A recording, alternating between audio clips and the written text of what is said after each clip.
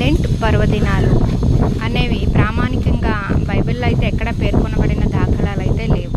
అయితే లెంట్ పర్వదినాలని ఆచార సాంప్రదాయాల్లో ఎలా ఇవి మొదలయ్యాయి అనేది మనము గమనించినట్లయితే లెంట్ పర్వదినాల ప్రాముఖ్యత ఒకసారి గమనిద్దాం. లెంట్ 40 రోజుల ఉపవాస ప్రార్థనలు మరియు తపస్సుగా పాటించబడే కాలం.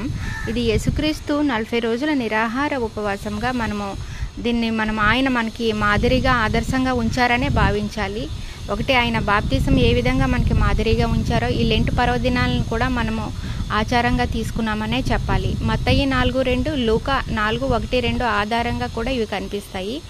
బైబిల్లో ఉపవాసము మరియు పశ్చాత్తాపం అనేది యేసు 40 రోజుల ఉపవాసము మత్తయి 4:1-2లో, మోషే 40 రోజుల ఉపవాసము నిర్గమకాండము 34:28, ఏలియా 40 రోజుల ప్రయాణము 1 రాజులు 19:8, నినేవే ప్రజల ఉపవాసం కూడా పశ్చాత్తాపంతో యోనా 3:5లో కూడా మనం గమనించవచ్చు. ఈ విధంగా మనకి ఓల్డ్ టెస్టిమనీలో కూడా మనకి చూపించబడింది ఈ 40 రోజుల ఉపవాస ప్రార్థనలు.